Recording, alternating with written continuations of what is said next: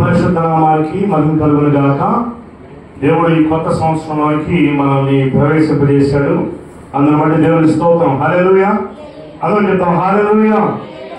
మరి దేవుని పరిశుద్ధ గ్రంథంలో కొన్ని విషయాల్ని మనం ధ్యానిద్దాం. దేవుని పరిశుద్ధ గ్రంథంలో కొన్ని విషయాల్ని మనం ధ్యానిద్దాం. దేవుని పరిశుద్ధ గ్రంథంలో నుండి హబక్కూకు గ్రంథము 3వ అధ్యాయం 2వ వచనాన్ని మనం చదువుదాం. హబక్కూకు గ్రంథము 3వ అధ్యాయం 2వ వచనం. హబక్కూకు 3వ అధ్యాయం 2వ వచనం. హబక్కూకు 3:2 చదవండి ఎవరైనా దయచేసి. హబక్కూకు గ్రంథము 3వ అధ్యాయము 2వ వచనం. యెహోవా నిన్ను గూర్చిన వార్త విని నేను భయపడుచున్నాను. యెహోవా సంవత్సరములు జరుగుచుండగా నీ కార్యము నూతన పరచము. సంవత్సరములు జరుగుచుండగా దానిని తెలియజేయము. కోపించుచునే వాత్సల్యమును జ్ఞాపకమునకు తెచ్చుకొనము. ఇక్కడ దేవుని యొక్క వాక్యం తెలియజేస్తుంది. యెహోవా నిన్ను గూర్చిన వార్త విని నేను భయపడుచున్నాను. ఎందుకు ఇక్కడ భక్తుడు భయపడుతూ ఉన్నాడు? నిన్ను గూర్చిన వార్త విని నేను భయపడుచు ఉన్నాను. ఏం వార్త అది అంటే శుభవార్త కాదు, హెచ్చరిక వార్త. ఆ వార్త విని భక్తుడైనటువంటి హబక్కూకు చెప్తూ ఉన్నాడు, నేను భయపడుచు ఉన్నాను. యెహోవా నిన్ను గూర్చిన వార్త విని నేను భయపడుచున్నాను. ఎందుకంటే సంవత్సరములు జరుగుచు ఉండగా నీ కార్యము నూతన పరచుము. సంవత్సరములు జరుగుచు ఉండగా దానిని తెలియజేయము. సంవత్సరములు జరుగుతుండగా నీ కార్యాలేంటో నాకు తెలియజేయి, నీ ఉద్దేశాలేంటో నాకు తెలియజేయి, నీ ఆలోచన ఏంటో నాకు తెలియజేయమని భక్తుడు ప్రార్థన చేస్తూ ఉన్నాడు. ఇక్కడ ఇంకో మాట అంటున్నాడు, కోపించుచునే వాత్సల్యమును చూపించుచున్నావు. వాత్సల్యమును జ్ఞాపకమునకు తెచ్చుకును. 3 విషయాలు చెప్తున్నాడు. మొట్టమొదటి ఏమంటున్నాడంటే నిన్ను గూర్చిన వార్త నేను భయపడుచున్నాను. రెండవది సంవత్సరములు జరుగుచూ ఉండగా దాన్ని నాకు తెలియజేయి. మూడవది చూసినట్లయితే కోపించుచునే వాత్సల్యమును జ్ఞాపకమునకు తెచ్చుకోను. నా మీద నీకున్న ప్రేమ, నా మీద నీకున్న వాత్సల్యాన్ని జ్ఞాపకం తెచ్చుకో అని అంటున్నాడు. 3 విషయాలు చెప్తున్నాడు. ఇక్కడ అంటున్నాడు, నీ వాక్యాన్ని విని నేను భయపడుచు ఉన్నాను. ఎందుకనంటే మరి మన అంతం ఎప్పుడో మనకి తెలియదు, మన ఆయుష్ ఎంత వరకు మనకి తెలియదు, మనం ఎన్ని సంవత్సరాల వరకు బ్రతుకుంటామో మనకి తెలియదు. 2024వ సంవత్సరంలో ఉన్నవారు కొంతమంది 2025వ సంవత్సరంలో లేరు, కాలగర్భంలో గతించిపోయారు. ఈ లోకంలో అందచందాలు కలిగిన వారు, కోటీశ్వరులు, విద్యావంతులు ఎంతో మంది మరణించుంటారు. కానీ మనలో ఏ యోగ్యత లేనప్పటికీ దేవుడు ఎంతవరకు మనల్ని సజీవుల గుంపులో ఉంచాడు. అందుకే దేవుని స్తోత్రం చెప్పాలి. హల్లెలూయా. దేవుని యొక్క వాక్యం చెప్తుంది, మానవుడి ఆయుష్ ఏంటంటే ఆవిరి లాంటిదంట. ఏంటి? ఆవిరి లాంటిది, నీటి బుడగ లాంటిది అని వాక్యం చెప్తుంది. గాలి మీద దూరి, ఏంటంటే గ్లాసు మీద దూరి లాంటిదంట. ఆయుష్ ఊపిరి లాంటిదంట. ఏంటి? ఆవిరి లాంటిది, ఆవిరి లాంటిది. మరి ఇంకా అంటాడు, గడ్డి మీద పువ్వు లాంటిదంట. అర్థమైందా? పువ్వు లాంటిది, వాడిపోయింది త్వరగా. ఎప్పుడు వాడిపోయిందో మనకి తెలియదు. కనుక మనం బ్రతుకుండగానే మన ఆయుష్ని గురించి మనం జాగ్రత్త తీసుకోవాలి. అందుకే కీర్తన గ్రంథంలో 9వ అధ్యాయం 10వ వచనంలో మాట ఉంటుంది. కీర్తన గ్రంథం 9వ అధ్యాయం 10వ వచనం చదువుదాం. కీర్తన గ్రంథం 9వ అధ్యాయం 10వ వచనం. కీర్తన గ్రంథం 9వ అధ్యాయం 10వ వచనం. మా ఆయుష్కాలము 70 సంవత్సరములు, అధిక బలమున ఎడల 80 సంవత్సరములను అయినను వాటి వైభవము ఆయాసమే, దుఃఖమే, అది త్వరగా గతించును, మేము ఎగిరిపోదు. ఎక్కడంటున్నాడు? మా ఆయుష్కాలం 70 సంవత్సరాలే, అధిక బలమున ఎడల 80 సంవత్సరాలను అయినను వాటి వైభవము ఆయాసమే, దుఃఖమే, అది త్వరగా గతించును, మేము ఎగిరిపోదుము. ఇక్కడ అంటున్నాడు అధిక బలం ఉంటే 80 సంవత్సరాలు అయినా వాటి వైభవము ఆయాసమే, దుఃఖమే, అది త్వరగా గతించిపోతాయి, నేను ఎగిరిపోతాం. అందుకని మనం ఎన్ని సంవత్సరాలు, 70-80 సంవత్సరాలు కాదు, లోపే పోతామే మనకి తెలియదు. కనుక మన జీవితంలో దేవునికి మనం ఎలా ఉన్నాం, దేవునికి ఇష్టంగా ఉన్నామా లేదా దేవునికి కష్టంగా ఉన్నామా, మనం సరి చేసుకునేటువంటి వారిగా మనం ఉండాలి. అందుకని అంటున్నాడు మరి మన ఆయుష్ తక్కువ, మన ఆయుష్ తక్కువ. కనుక మనం ఫలించే అనుభవంలో ఉండాలి. ఫలించే అనుభవం లేకపోతే మన జీవితం ఎప్పుడు వాడిపోయిందో మనకి తెలియదు. దేవుడు 2 సందర్భాల్లో మనుషులు పిలుచుకుని వెళ్తాడు. 2 సందర్భాలు. ఒక సందర్భం ఏంటంటే మనకి భూమి మీద పని ఉందని ఉంచుతాడు, భూమి మీద పని అయిపోతే తీసుకెళ్ళిపోతాడు. అదేనా, భూమి మీద మనకి ఏదైనా పని ఉంది, ఆయన చేయాల్సిన పని ఏదైనా ఉంటే ఉంచుతాడు, లేదంటే తీసుకెళ్ళిపోతాడు.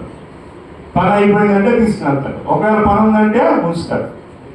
రెండవది ఏంటో తెలుసా, రెండవ మాట ఏంటంటే మనం ఉన్నా కానీ ఏ మాత్రం పని చేయలేదనుకో, వీడు ఎందుకు పనికిరాడు అనుకుంటే తీసుకెళ్ళిపోతాడు, అవసరం వీడితో. అందుకని ఒక చెట్టు ఉపమానం కూడా చెప్తాడు.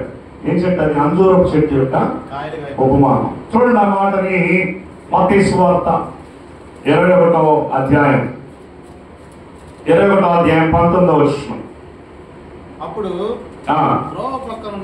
త్రోవ పక్కనున్న ఒక అంజూరపు చెట్టును చూచి దాని యొద్దకు రాగా దాని యందు ఆకులు తప్ప మరి ఏమీ కనబడలేదు కనుక దానిని చూసి ఇక మీద ఎన్నటికీ నీవు కాపు కాయకుందుగా అని చెప్పాను. తక్షణమే అంజూరపు చెట్టు ఎండిపోయింది. ఎందుకని? ఆయన ఫలాల కోసం చూస్తే అది ఏమాత్రము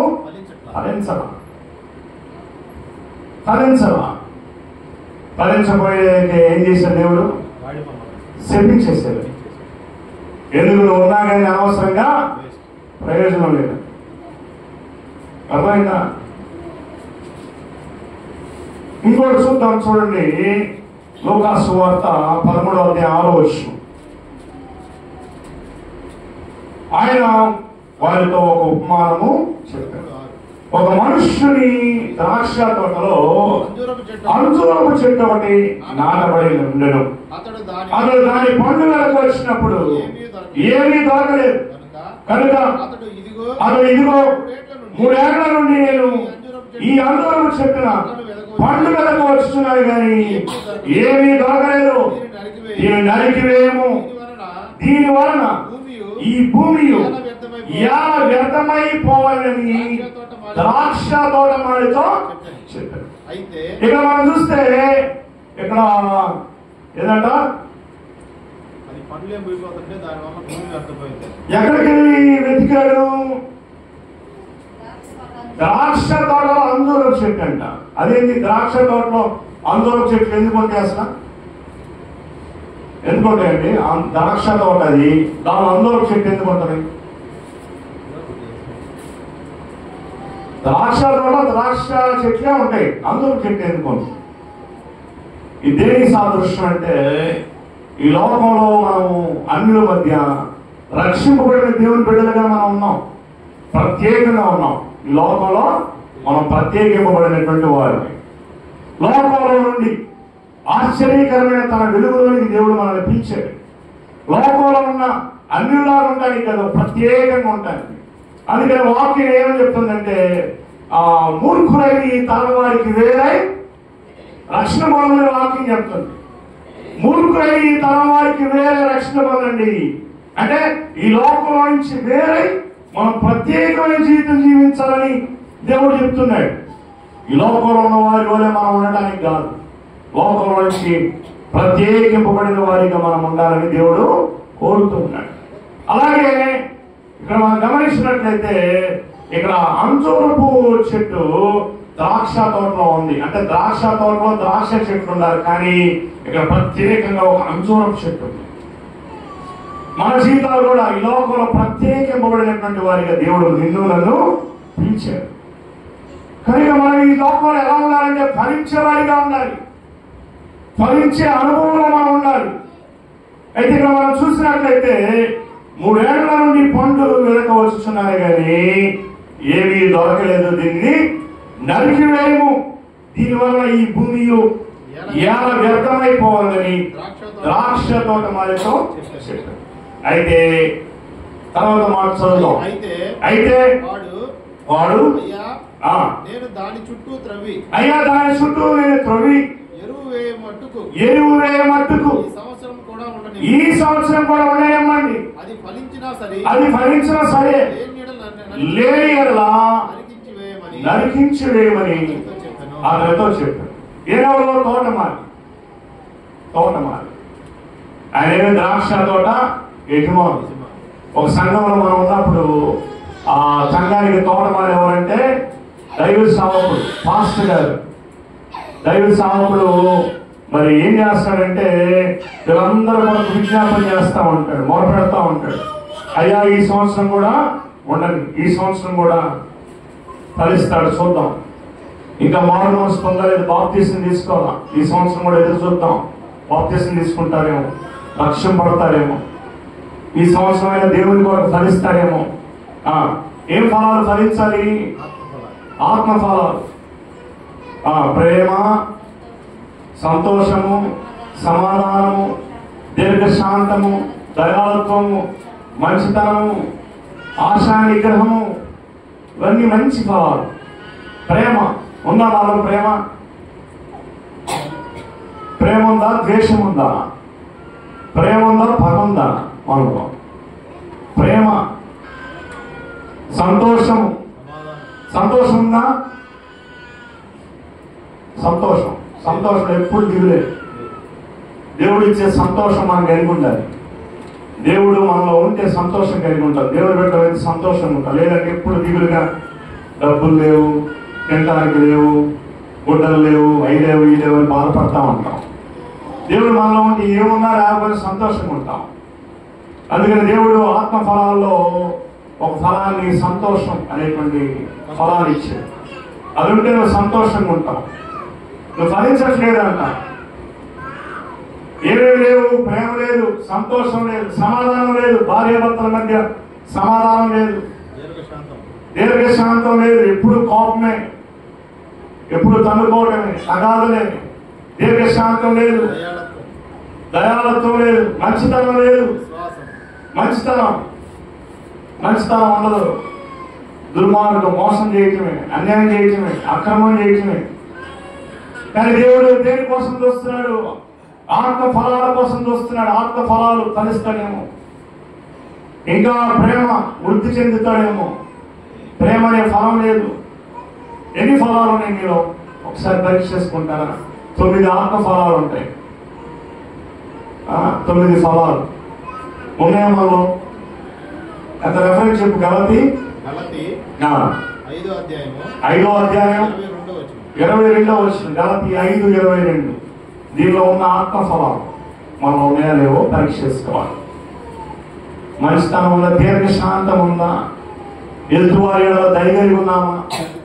సహనం కలిగి ఉన్నామా? ఓర్పు కలిగి ఉన్నామా? ఇవన్నీ మనం పరీక్ష చేసుకోవాలి. ఉన్నాయా లేవో చూసుకోవాలి. ఒకవేళ లేకపోతే దేవుని దగ్గర అడగాలి, ప్రభు మంచి ఫలాలు ఫలించాలి. ఒక ఆయన ద్రాక్ష తోట చేస్తారంటే దానిలో కారు ద్రాక్షలు కాసిందంటే. ఏ ద్రాక్షలు? కారు ద్రాక్ష. చేదైన ద్రాక్ష, తీగ ఉండవు, చేదైన ద్రాక్ష, కారు ద్రాక్ష. కానీ మనలో ఆ ఫలాలు ఉన్నాయా లేవా? ఈ సంవత్సరం అయినా ఫలిస్తారేమో దేవుడు చూస్తూ ఉన్నాడు. ఈ భూమి మీద మనకి ఇంకా లోపల ఉన్నాయంటే ఎందుకుని ఫలిస్తాడేమో. లేదంటే ఉగ్రత మన మీద ఉంటుంది. తండ్రి ఇప్పుడు భాషలో కూర్చుని ప్రభు యేసుక్రీస్తు విజ్ఞాపన చేస్తున్నాడు అందరి కొరకు. ఈ సంవత్సరం ఫలిస్తాడేమో. కాపరి సంఘం కాపరి విజ్ఞాపన చేస్తా ఉంటాడు, అయ్యా ఫలిస్తాడేమో చూద్దాం, ఫలిస్తాడేమో. ఈ సంవత్సరం కూడా ఎదురువేస్తాను, నీళ్ళు పెడతాను, ఫలిస్తాడేమో చూద్దాం అని దేవుడు ఎదురు చూస్తూ ఉన్నటువంటి సందర్భంలో మనం ఫలించాలని, ఈ సంవత్సరం కూడా చూడండి, ఏం వేస్తానంటే ఎరువు వేస్తాను, త్రవ్వుతాను. చదవండి ఆ మాటని. అయితే వాడు అయ్యా నేను దాని చుట్టూ త్రవ్వి ఎరువు వేయ మట్టుకు సంవత్సరం కూడా ఉండనిమ్ము, ఈ సంవత్సరం కూడా ఉండనిమ్ము, అది ఫలించినా సరే లేని ఎడల నరికివేయమని అతనితో చెప్పి బాప్తిస్మం ఇచ్చి యోహాను తన యొక్క స్వార్థ ప్రారంభం, ఇదిగో పరలోక రాజ్యము సమీపించినది, మారు మనసు పొందండి, ఫలించని ప్రతి చెట్టు నరకబడి అగ్నిలో వేయబడును, ఇదిగో చెట్టు వేరన గొడ్డలి ఉంచబడి ఉన్నది, ఫలించని ప్రతి చెట్టు నరకబడి అగ్నిలో వేయబడును, ఇదిగో చెట్టు వేరున గొడ్డలి సిద్ధపరిచి ఉన్నది, ఫలించని ప్రతి తీగ నరకబడి అగ్నిలో వేయబడును. అందుకని మారు మనసుకు తగిన ఫలము ఫలించుడి. మన యేసు ప్రభువుని నమ్మాం, రక్షణలోకి వచ్చాం. మన జీవితంలో ఫలాలు ఉన్నాయా లేవో చూసుకోవాలి. ప్రేమ ఉందా, సాత్వికం ఉందా, జాలి ఉందా, దయ ఉందా, ఆశానిగ్రహం ఉందా? ఏ చూస్తే కావాలనుకుంటున్నాం, ఆశానిగ్రహం ఉందా మనలో? జాలి ఉందా, దయ ఉందా, కరుణ ఉందా, కనికరం ఉందా, ఓర్పు ఉందా, సహనం ఉందా? ఇవి పరీక్ష చేసుకోవాలి. ఇవి మన జీవితంలో లేకపోతే ప్రభువా ఈ సంవత్సరము నేను ఫలించడానికి నాకు సహాయం చేయి, నాలో ఆ ఫలాలను అనుగ్రహించయ్యా, నాలో ఆ ఫలాలను పోయి అని మనం ప్రార్థన చేసే వారిగా ఉండాలి. దేవుని కొరకు కనిపెట్టాలి. యేసుక్రీస్తు ఒక తారు మార్గం మధ్యలో వెళ్తూ ఉన్నాడంట. చూడండి, అక్కడ మత్తయి సువార్త 20:19 ఆయన అంటున్నాడు, ఆయన త్రోవ పక్కన ఉన్న ఒక అంజూరపు చెట్టును చూసి దాని యొద్దకు రాగా దాని యొక్క ఆకులు తప్ప మరేమీ కనబడలేదు కనుక దానిని చూచి ఇక మీద అన్నిటికీ నీవు కాపు కాయకుందువుగా అని చెప్పాడు. తక్షణమే అంజూరపు చెట్టు నిండిపోయింది. 20వ వచనం, శిష్యులను చూసి ఆశ్చర్యపడి అంజూరపు చెట్టు ఎంత త్వరగా ఎండిపోయాయని చెప్పుకునేది. అందుకు యేసు మీరు విశ్వాసము కలిగి సందేహపడకుండా ఈ అంజూరపు చెట్టు నాకు జరిగినది, దాన్ని చేయటమే మాత్రమే కాదు, ఈ కొండను చూచి నువ్వు ఎత్తబడి సముద్రంలో పడువుగా కానీ చెప్పిన అలాగు జరుగునని నిశ్చయముగా మీతో చెప్పుచున్నాను. ఈ సంవత్సరం విశ్వాస జీవితంలో మన కుటుంబాల విషయంలో, మన పిల్లల విషయంలో ఒక మాదిరి కలిగి, ఇక బిడ్డలు దేవుని మందిరానికి రావట్లా, దేవుని సంఘానికి రావట్లా, నా బిడ్డలు దేవుని సన్నిధికి రావాలి, ఖచ్చితంగా వాళ్ళు వస్తారని నోటితో పలకాలి, పేదరికం గురించి పలకాలి. ఇదిగో పేదరికం యేసు నామములో తొలగిపోవడంగా పలకాలి. విశ్వాసంతో పలిగితే అది కొండైనా సరే సముద్రంలో పడిపోయిందంట. దేవుడు చెప్పారు మనక. నోటితో పలకాలి, ఆశీర్వాదం పలకాలి, శాపాలు కాదు, పేదరికం కాదు పలకాల్సింది. అర్థమైందా? పోయిన సంవత్సరం ఏమీ లేదు, ఈ సంవత్సరం ఇంకా ఏమి లేకపోతేమో అని అనుకోకూడదు. ఈ సంవత్సరం దేవుడు సమృద్ధిని ఇస్తాడు, ఆశీర్వాదం ఇస్తాడు. నేను ఫలిస్తాను, నేను దీవించబడతాను, నేను ఆశీర్వదించబడతాను, నా బిడ్డలని నేను సక్రమంగా పెంచుకోగలుగుతాను, వాళ్ళ సమృద్ధిని ఇవ్వగలుగుతాను, పేదరికం నుంచి మేము బయటకు వస్తాం, ఈ సంవత్సరం దేవుడు నన్ను దీవిస్తాడు అని నోటితో పలకాలి. ఈ సంవత్సరం పలకండి, దేవుడు మీ జీవితంలో కార్యం జరిగిస్తాడు. పేదరికం వేస్తున్నామో తొలగింపబడును గాక అని పలకాలి. సమృద్ధి కలుగును గాక, బిడ్డలు ఆశీర్వదించబడుదురు గాక, బిడ్డలు దీవించబడుదురు గాక, నా భర్త మారు మనసు పొందును గాక, నా భర్త దేవుడి సన్నిధికి వచ్చును గాక, అతని జీవితం మార్చబడును గాక, పిల్లలు మాట విందురు గాక, పిల్లల తల్లిదండ్రులకు లోబడుదురు గాక, చెప్పిన మాట విందురు గాక, సమృద్ధి కలుగును గాక, అప్పులు కొట్టివేయబడును గాక, శాపాలు కొట్టివేయబడును గాక, అభివృద్ధి కలుగును గాక, ఆరోగ్యం కలుగును గాక, అస్వస్థత అనారోగ్యం తొలగిపోవును గాక. మాటలు పలకాలి, పలికితే శ్వాసంతో పలికితే దేవుడు దాన్ని జరిగిస్తానన్నాడు. ఆయన అన్నాడు, మీ విశ్వాసంతో ఈ కొండను చూసి సముద్రంలో పడుదుగా కంటే అది ఖచ్చితంగా పడుతుంది విశ్వాసంతో. కనుక ఈ సంవత్సరం విశ్వాసంతో పలకండి. మీ జీవితంలో దేవుడు ఆశీర్వాదాన్ని ఇస్తాడు, దీవెనిస్తాడు, కృప కలిగింది. అవని పనులు అవునుగా కానీ కాకండి అవుతాయి. ఇల్లు కట్టబడుగా కానీ పలకండి, ఇల్లు కట్టబడతాయి. పిల్లలు బాగా చదువుకుందరు గాక అని పలకండి, పిల్లలు బాగా చదువుకుంటారు. ఉద్యోగాలు వచ్చును గాక అని పలకండి, పలుకుతాయి. ఖచ్చితంగా ఉద్యోగాలు వస్తాయి. అలాగే వివాహాలు జరుగులు కాకంటే వివాహాలు జరుగుతాయి. కుటుంబం కట్టబడులు కాకంటే కుటుంబాలు కట్టబడతాయి. మంచి ఆరోగ్యం కలుగులు కాకంటే ఆరోగ్యం కలిగింది. ఆయన అన్నాడు, సందేహించాక వాడు విశ్వాసంతో ఒక మాట కలిగితాడంట, దేవుడు జరిగిస్తానంట. కొండలు చూసి కొండ సముద్రంలో పట్టడం సాధ్యమా? అది అసాధ్యం. కానీ నువ్వు విశ్వాసంతో పలిగితే ఆ కొండ కూడా సముద్రంలో పోయి పడుతుంది. అంటే అసాధ్యాలను నువ్వు సుసాధ్యం చేయగలవు. ఎలా చేయగలవు? విశ్వాసంతో. రెండవది, నోటి మాట ద్వారా పలకాలి. విశ్వాసంతో పలిగితే అప్పుడు దేవుడు జరిగిస్తాడు. ఆయన అన్నాడు, ఇక మీద అన్నిటికీ కాపుకాయ పొందుగా కనుక వెంటనే తక్షణమే అంట. ఆ మాట రాయబడదు. తక్షణమే ఆ అంజూరపు చెట్టు శిష్యులు చూసి ఆశ్చర్యపోయారు. అది ఎందుకు అలా చేశాడు దేవుడు? అక్కడ చూస్తే చూడండి, మార్కు సువార్త 11వ అధ్యాయం 13వ వచనంలో ఇంకొంచెం వివరంగా రాయబడి చూద్దాం. మార్కు సువార్త 11వ అధ్యాయం 13వ వచనం. 11-13. ఆకులు గల ఒక అంజూరపు చెట్టును దూరం నుండి చూచి దాని మీద ఏమైనా దొరుకునేమో అని వచ్చింది. దాని యొద్దకు వచ్చి చూడగా ఆకులు తప్ప మరి ఏవియో ఏదైనా అది అంజూరం పట్ల కాలం కాదంట. అందుకు ఆయన ఇక మీదట ఎన్నటికీ నీ పండ్లు ఎవరు తినకుందురు గాక. యేసు ప్రభుకి ఆకలి అయిందంట. అక్కడ రాసుంది, ఆయనకు ఆకలి అయితే ఆయన ఆకలి కొని ఆ చెట్టు దగ్గరికి వస్తే అది ఏమాత్రము ఫలించలేదంట. అర్థమైందా? సంఘానికి అవసరమై సంఘానికి అవసరం కొన్ని ఉంటుంటాయి. అది ఎవరు అవసరం? అది ఏమంటే ఎవరు అవసరం? అది దేవుడు అవసరం. అది ఇప్పుడు సంఘంలో భోజనాలు పెడుతున్నాం అనుకో, అది ఎవరు అవసరం? అది ఎవరు అవసరం? నీ అవసరం, నా అవసరం కాదు, దేవుడి అవసరం. అది ఆయన ఆకలి కొని ఉన్నాడు. సంఘం ఆయన యొక్క శరీరం. సంఘం ఆయన యొక్క శరీరం. ఆయన ఆకలి కొని ఉన్నాడంటే దాని అర్థం ఏంటి? సంఘం ఆకలి కొని ఉంది. సంఘానికి ఆకలి అయితే ఏం పెట్టాలి? భోజనాలు పెట్టాలి. భోజనాలు పెట్టలేదు అనుకో, ఆయన ఆకలి ఉన్నాడు, ఆయనకు ఆహారం పెట్టాలి. ఎవరు? ఈ అంజూరపు చెట్టు పెట్టాలి, తరించాలి. ఆయన ఏమన్నాడు? శపించేశాడు. ఏమని? ఇక మీద నీ కాయలు ఎవడు తినకుందురు కాక అన్నాడు. చెయ్యాలి, మనం సంఘం కొరకు చేయాలి.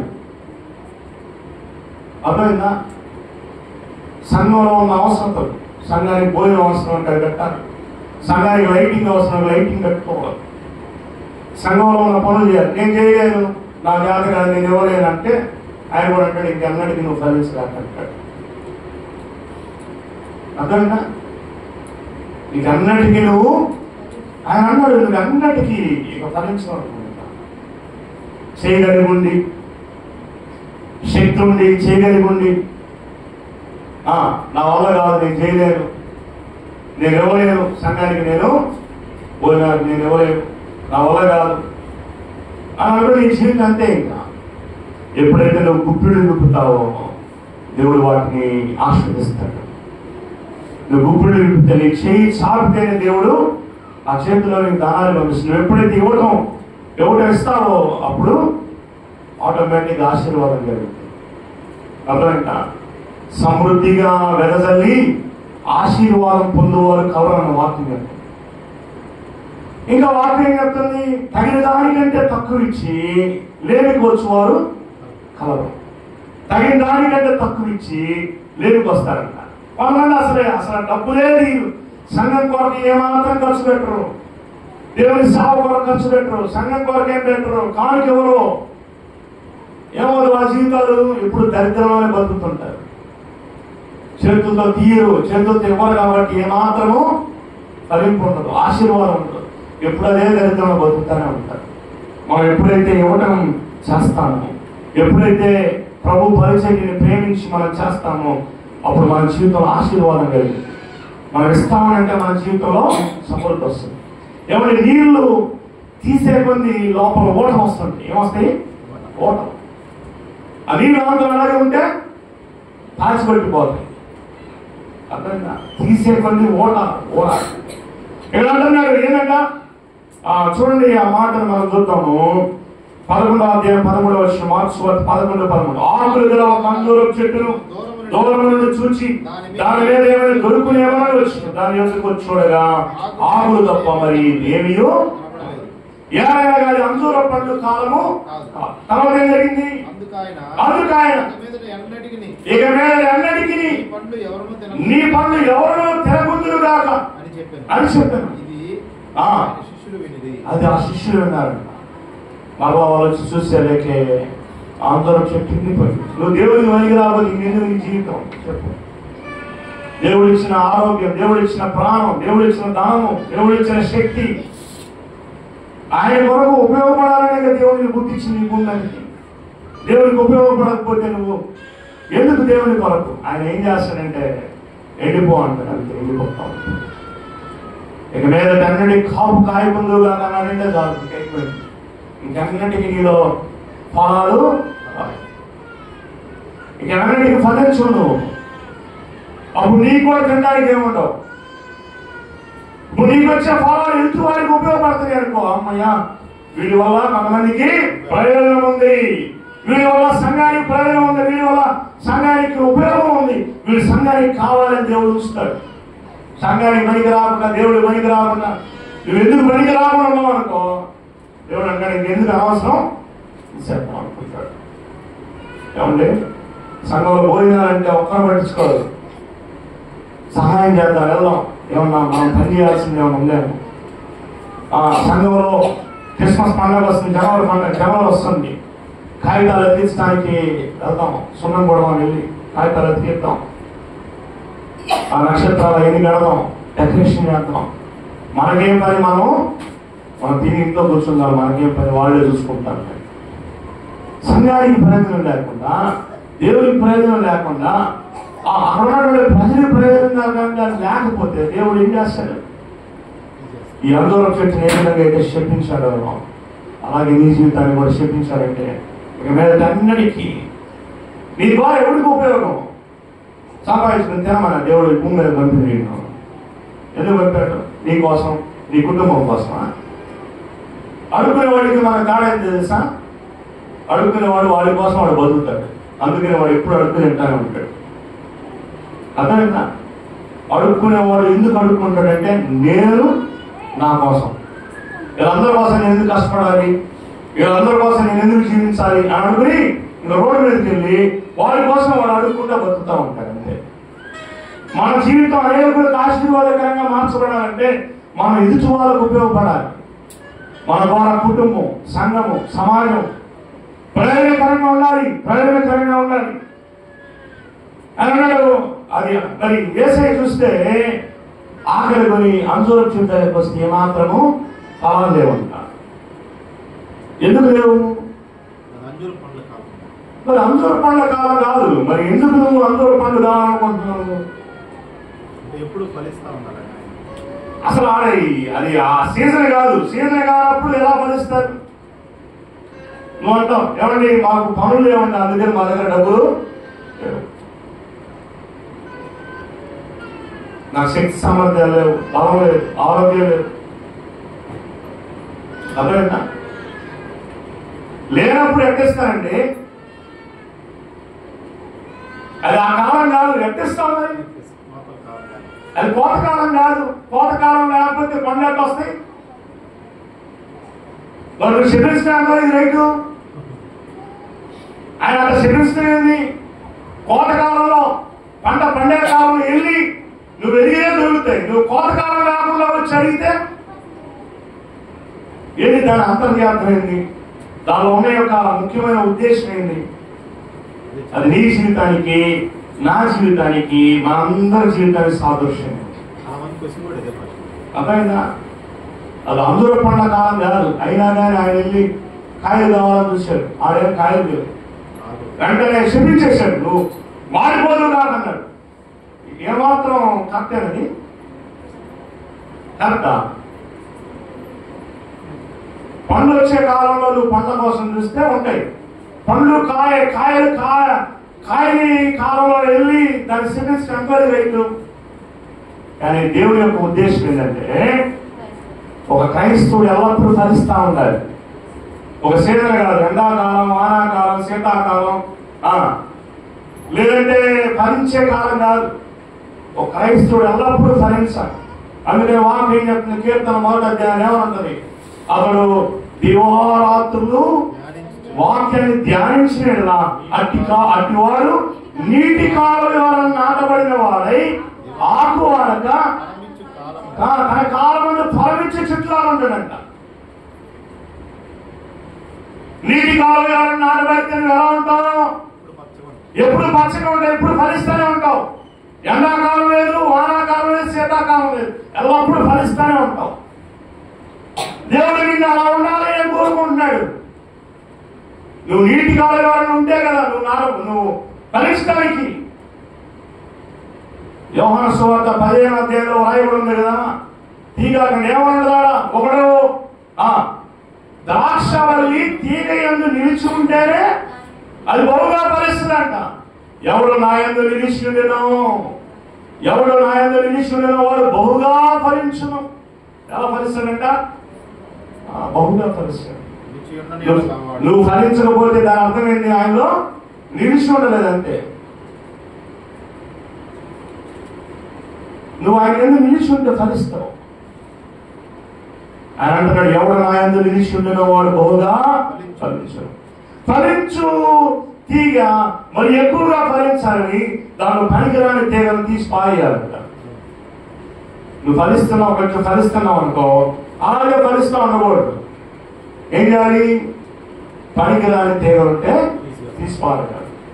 ఏమండి, ఒక కాలంలో నీరు సమృద్ధిగా వస్తుంది, వచ్చేటువంటి చాలా కలిగినట్టుంది. నీళ్లు సన్నగా వస్తున్నాయి అంటే దాని అర్థం ఏంటి? ఏదో అడ్డం కూడా ఉంటుంది. ఇది ఏం చేయాలి? లోపల తీసి లోపల రాళ్ళు, రప్పలు, మట్టి, మశానం ఉంటే తీసేసి శుభ్రం చేస్తే బాగా ధారాళంగా వస్తాయి.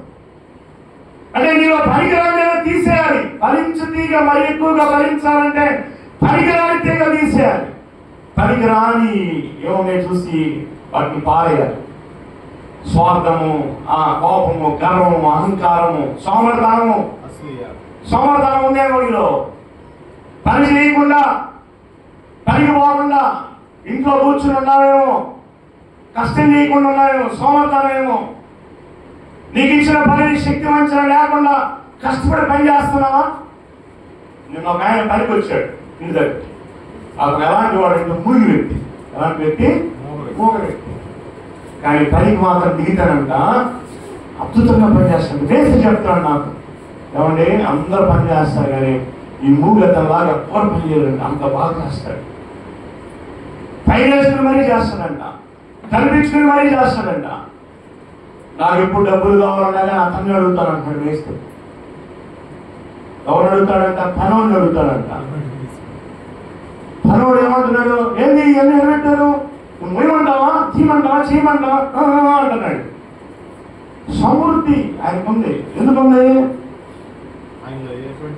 ఎటువంటి ఒళ్ళు దాచిపెట్టుకోవటం, పని చేయను, సమర్థనంగా ఉండటం, ఒళ్ళు వ్యవహారం ఇది లేదు. కష్టపడి పని చేస్తాడు, సమృద్ధిని దేవుడు ఇస్తాడు. నేర్చుకి డబ్బులు ఇచ్చే వ్యక్తే కదా ఆయన. ఒళ్ళు దాచిపెట్టుకోవటం, పని చేయకుండా దొంగలా తిరగటం అంత చేయట్లా. స్వార్థం లేదు, ఇంకేం లేదు. అతను కష్టపడి పని చేస్తాడు, సమృద్ధి. ఈరోజు క్రైస్తవ బిడ్డలు అప్పులైపోవడానికి కారణం ఏంటంటే పనికి వెళ్తాడు, పని సరిగ్గా చేయరు, దొంగలా తిరుగుతుంటారు, నిద్రపోతుంటారు. సోమర్థనం. కష్టపడాలి, శక్తి మంచిగా లేకుండా పని చేయాలి. నీకు ఇచ్చిన పనిలో నమ్మకంగా ఉండాలి. నీకే పని అయితే ఇచ్చావో నమ్మకంగా పని చేస్తున్నావా? ఏమంటే కూలి పని వెళ్తారు, 300 400 చెప్తారు. వాడికి ఆ 300కి 400కి వాడు నిన్ను కొనుక్కున్నాడు. వాడు చెప్పిన పని నువ్వు చేయాలి. చేయకుండా దొంగలా తిరుగుతావు అంటే నువ్వు దొంగతనంగా పని చేయకుండా ఉన్నావు, దేవుడిని ఆశీర్వదిస్తాడా? కష్టపడి పని చేస్తే, నమ్మకంగా పనిచేస్తే దేవుడు నీకు సమృద్ధిని ఇస్తాడు. వాక్యానుసారంగా జీవిస్తే, నీటి కాలువ ఎవరన్నా దేవుని వాక్యం అనే నీటి కాలువ ఎవరన్నా నానబడితే ఎలా ఉంటావు? ఆకు వాడక ఫలమిచ్చే చెట్టులాగా ఉంటావు. అతను చేయడంతయు సఫలమవుతుంది అంట. 2025వ సంవత్సరంలో నువ్వు సమృద్ధిలోకి వెళ్ళాలంటే, సమృద్ధి కలిగి జీవించాలంటే, నీకు సమృద్ధి కలిగిన ఆశీర్వాదం కావాలంటే, నీకు ఇచ్చిన పనిలో నమ్మకంగా చేయి. నీకు ఇచ్చిన దాంట్లో నమ్మకంగా దేవుడికి ఇస్తున్నావా, లేదా నువ్వే దొంగతనం చేస్తున్నావా? నీకు ఇచ్చిన దర్శనం భాగం చేస్తున్నావా? నీకు ఇచ్చిన దాంట్లో 100 రూపాయలు నీకు ఇచ్చాడు, 10 రూపాయలు దాంట్లో తీయాలి దేవుడికి ఇస్తున్నావా? లేదు దొంగలాగా ఆ 10 రూపాయలు కూడా నువ్వు దొంగతనం చేసి నువ్వు వాడుకుంటున్నావు అనుకో, వీడికి ఎంత ఇచ్చినా గానే అంతే. మోసం చేస్తాను మరి దేవుడిని. అర్థమైందా? అందుకని దేవుడు అన్నాడు, అన్యాయ విషయంలో నమ్మకంగా ఉండండి, అప్పుడు సత్యమైన ధనాన్ని దేవుడు ఇస్తాడంట. అన్యాయ విషయంలో నమ్మకంగా ఉండని ఎడల సత్యమైన ధనాన్ని నీకు ఎవరిచ్చున్నాను రాస్తుంది వాక్యం. దరిద్రానికి మూల కారణాలు ఏదో తెలుసుకోవాలి, పేదరికానికి మూల కారణం ఏదో తెలుసుకోవాలి. అప్పులు పాలవుతున్నాం అంటే ఎందుకు అప్పులు పాలవుతున్నాం పరిశోధించాలి, శోధించాలి, పరీక్ష చేసుకోవాలి. ఎందుకు నేను సంపాదిస్తున్నాను కదా, రోజుకి 400 కూలి వస్తుంది కదా, రోజు 400 అంటే నెలకెంత? 12,000. సరే ఆదివారాలు తీసేస్తే ఎంత వస్తాయి? కొంతమంది రోజుకి 500 సంపాదిస్తారు, నెలకు 15,000. 15,000 కూడా ఉంటారు ఇంట్లో. 15,000 ఉంటే ఎట్లా ఉంటారు ఒక మనిషి? నెల 15,000 జీతం వస్తుంటే కొంతమంది 1000 రూపాయలు సంపాదిస్తారు. 1000 రూపాయలు ఉన్నా కానీ ఎప్పుడు అడుక్కుంటానే ఉంటుంటారు డబ్బులు. ఎప్పుడు అప్పుడే 1000 రూపాయలు ఏమైపోతుంది? 800 వస్తాయి జీతం, రోజు కూలి 800 అనుకో, ఏమవుతుంది? 8 ఎంత? 24,000 రావాలి. 24లో ఒక 4 వారాలు తీసేయండి, ఎంత? 24లో ఒక 4,000 తీస్తే 20,000 జీతం. 20,000 కూలి పని చేసేవాడికి కావాల్సిన డబ్బులు. తప్పు అంచనా లేదు. ఈరోజు 10,000 జీతం, 10,000 కూలి డబ్బులు రావట్లా? 10,000 రావా ఎవరికి? రోజులు 400, 4, 3, 12, 2,000 తీసేసినా 10,000 జీతం వస్తుంది. 10,000 కూలి డబ్బులు వస్తుంది. జీతమైనా కూలి అయినా అదేగా. 10,000 వస్తుంటే ఇంకా పేదరికం దర్శనం ఎందుకు ఉంది మనకి? ఆలోచన చేయండి, ఎక్కడ తప్పిపోయాం మనం? ఒకటి ఆలోచన చేయాలి, నా పేదరికానికి, నా దరిద్రానికి మూల కారణం ఏంటి? నేను అప్పుల్లో ఎందుకు ఉంటున్నాను?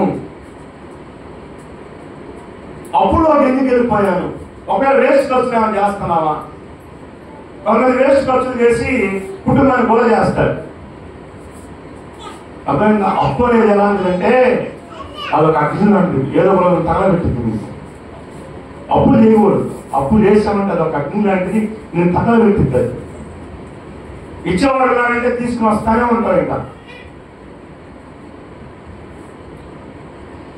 కష్టం చేస్తున్నాం, సంపాదిస్తున్నాం, డబ్బులు ఎక్కడికి పోతున్నాయి?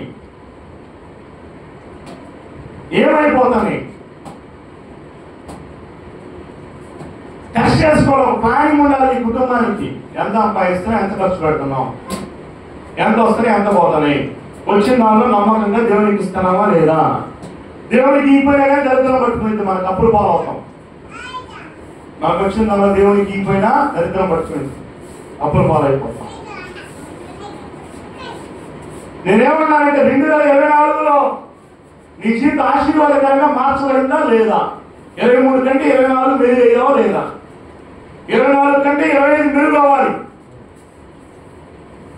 ఒక్కో మెట్టు ఎదుర్కొంటే అవ్వాలి, కానీ ఒక్కో మెట్టు తగ్గుకుంటా వెళ్ళిపోయి అప్పుడు పాలైపోయి దివాలా తీసుకెట్టాగా.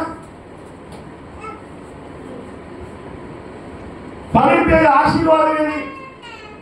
ప్రభువు చెప్పాడు, నేను దీవిస్తాను, ఆశీర్దిస్తాను అన్నాడు. నువ్వు కష్టం చేసి నమ్మకంగా పనిచేస్తే దేవుడు ఆశీర్దిస్తానండి. ఏదది?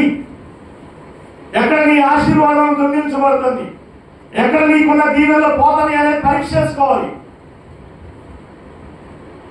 దేవునితో నువ్వు అంటు కట్టబడితే, దేవునితో అంటు కట్టబడాలి, సంఘంలో అంటు కట్టబడాలి, ఆయన వాక్యం అంటు కట్టబడాలి. ఆయన అన్నాడు, తీగ ద్రాక్షావళి అని నిలిచుంటే బహుగా ఫలిస్తుంది. నాకు వేరుగా ఉంది మీరేమి, నువ్వు ఎంతైనా చెయ్యి, ఆయన వేరుగా ఉంది ఏం చేయలేదు. ఆయన అన్నాడు, నాకు వేరుగా ఉండి మీరేమి చేయలేదు. తీగ ద్రాక్షావళి అని నిలిచుంటే బహుగా ఫలిస్తుంది. నా యందు నిలిచి అప్పుడు మీరు బహుగా ఫలిస్తారు. ఆయన అన్నాడు, నీటి కాలు ఎవరు నాటపడతా ఉంటారు, ఎల్లప్పుడూ ఫలించే చెట్టులాగా ఉంటామంట, ఎల్లప్పుడూ ముగుసుడు నీటి ఓటలాగా ఉంటామంట, యెహోవా తోట వలె ఉంటామంట, అగర వృక్షం వలె ఉంటామంట, దేవాలయం మ్రాణ వలె ఉంటామంట, ఎల్లప్పుడూ ఫలిస్తాం. ఇన్ని వాగ్దానాలు ఉన్నాయి. ఖర్జూర వృక్షం వలె మొగ్గు వేస్తామంట. ఎందుకు జరగట్లేదంట మన జీవితంలో? వాక్యాన్ని నమ్మి వాక్యాన్ని చేస్తే ఖచ్చితంగా దీవించబడతాం. నేనంటే వాక్య ప్రకారం జీవిస్తున్నావా, వాక్యాన్ని చేస్తున్నావా? నువ్వు వాక్యాన్ని విని దాని ప్రకారం చేస్తే నువ్వు దీవించబడతావు. వాక్యాన్ని విని వదిలిపెడితే నీ జీవితంలో ఉండవు. వాక్యాన్ని విని దాని ప్రకారం చేస్తా. ఎక్కడైనా సరి చేయబడాల్సి ఉంటే సరి చేయబడతా. ఏ చేదైన వేరు ఉంటే తీసేసుకుంటామంటే నువ్వు ఫలిస్తావు, ఇంకా బాగా ఫలిస్తావు.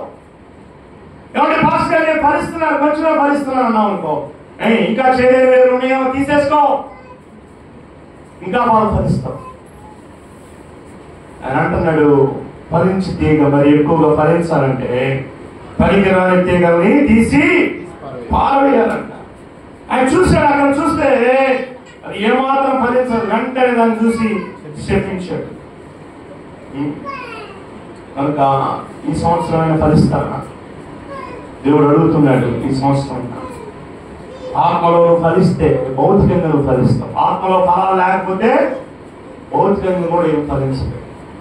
కనుక దేవుడు చెప్పిన ఈ హెచ్చరికని మనం ఫాలో అవుదాం, తల వంచుదాం, ప్రార్థన చేద్దాం. ప్రభువా, నాలో చేదైన వేరు లేకుండా చెప్పునైనా ఎక్కడ తప్పిపోయాను, నా జీవితంలో ఆశీర్వాదం ఎందుకు కోల్పోయాను, స్వార్థంగా ఆలోచిస్తున్నానేమో, నేను నా ఇల్లు నా కుటుంబం అనుకుంటున్నానేమో, లేదా స్వార్థంగా నేను ఒక్కడే తింటే చాలే అని అనుకుంటున్నాను, అందువల్లేమో, లేదా ఇంకా ఆత్మ ఫలాలు ఫలించలేమో, ఆత్మలో ఎదుగుదల లేకనేమో, లేదా వాక్యాన్ని వెంబడించకేమో, అందుకనేమో దేనివల్ల బిడ్డలు దేవుడు ఇచ్చాడు, బిడ్డలు సరిగ్గా పెంచుతున్నామా పెంచట్లేదా, బిడ్డలు చెప్పిన మాట వింటున్నారా లేదా, నీ బిడ్డలు దేవుని సన్నిధిలో వచ్చారా లేదా, లేదా తగ్గిపోయి ఆడ రోడ్ల మీద తిరుగుతున్నారా? దానికి కారణం ఎవరు? నువ్వు సరైన జీవితాన్ని జీవిస్తే దేవుడు నీ జీవితాన్ని బట్టి వాళ్ళ జీవితాలు మారుస్తాడు. నువ్వు తప్పిపోతే నీ పిల్లలు కూడా తప్పిపోతారు.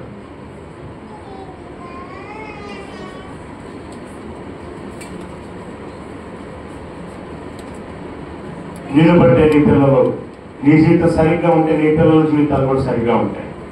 నువ్వు సరిగ్గా లేకపోతే, నీలో ప్రార్థనా జీవితం లేకపోతే, నీలో వాక్యం లేకపోతే నీ బిడ్డలు కూడా అలాగే ఉంటారు. నువ్వు వాక్యాన్ని విని దాని ప్రకారం చేస్తూ ఉంటే, నమ్ముతూ విశ్వసిస్తూ ఉంటే నీ జీవితంలో ఆశీర్వాదాన్ని దేవుడిస్తాడు. తీర్మానం చేసుకో. దేవునితో మాట్లాడుతూ ఉండే, ఎక్కడ తప్పిపోయావు, ఎక్కడ పడిపోయావు అడుగు దేవుని. దేవునితో మాట్లాడుతూ ఉండగా నేను ప్రార్థన చేసుకో. సరిచేయకూడదు.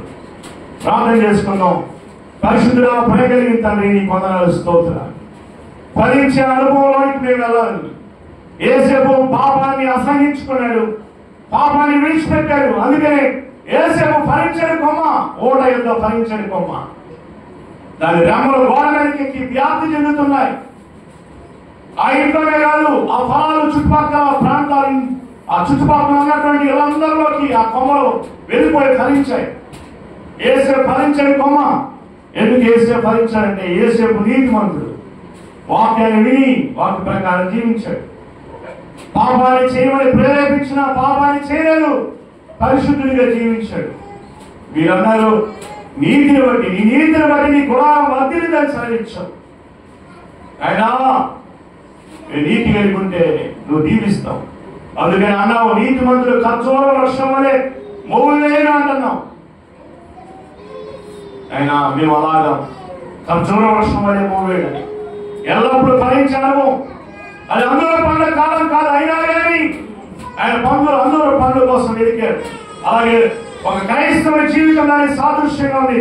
ఒక క్రైస్తవుడు ఎల్లప్పుడూ ఫలించాలి, ఎల్లప్పుడూ ఫలించే అనుభవంలో ఉండాలి. మేము కూడా ఎల్లప్పుడూ ఫలించాలి. ఇప్పుడు లేదు, ఇప్పుడు లేదు, అప్పుడు లేదు.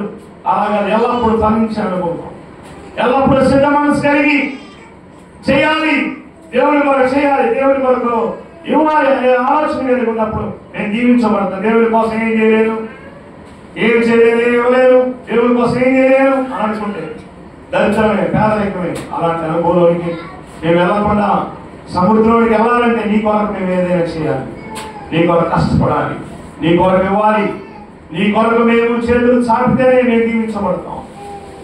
కష్టపడి పని చేస్తే ఆశీర్వాదాలు వస్తాయి. వాక్యానుసారంగా జీవిస్తేనే ఫలిస్తాం. ఆయన ఈ అనుభవాలన్నీ మాకు తెలియజేశారు. ఆ విధంగా జీవించడానికి, ఈ సంవత్సరం ఆత్మ ఫలాల్లో ఫలించడానికి, మేము అన్ని విషయాల్లో వర్తిని సౌఖ్యంగా ఉండడానికి సహాయం చేయండి. సంఘాన్ని జీవించండి, అందరి విషయాల పరచండి. ఈ వాక్యాన్ని ఎంతమంది అయితే వింటున్నారో వారి జీవితాల్లోనికి ఆశీర్వాదాలు దీనిలో దయచేయండి. వారి మీద ఉన్న ప్రతి శాపాన్ని, దోషాన్ని, నష్టాన్ని యేసు నామములో కొట్టివేస్తున్నాం. అంధకార శక్తుల ప్రభావాలు యేసు నామములో లయపరుస్తున్నాం. నీ పరిశుద్ధాత్మ శక్తిని విడుదల చేస్తున్నాం. నీ బలమైన అభిషేకాన్ని విడుదల చేస్తున్నాం. ప్రతి అంధకార శక్తుల ప్రభావాలు యేసు నామములో లయమైపోవును గాక. వ్యాధులని యేసు నామములో లయమైపోవును గాక. సమృద్ధి కలుగును గాక, శివము కలుగును గాక, అప్పుడు యేసు నామములో కొట్టివేయబడును గాక. వ్యాధులు యేసు నామములో లయమైపోవును గాక. ఈ ఆశీర్వాదాన్ని, జీవాన్ని దయచేయమని మమ్మల్ని చేతులకు అప్పగిస్తూ యేసు నామములో అడిగి వేడుకొని పొంది ఉన్నాము తండ్రి. అందరికీ ఆమేన్. అలాగే తల వచ్చి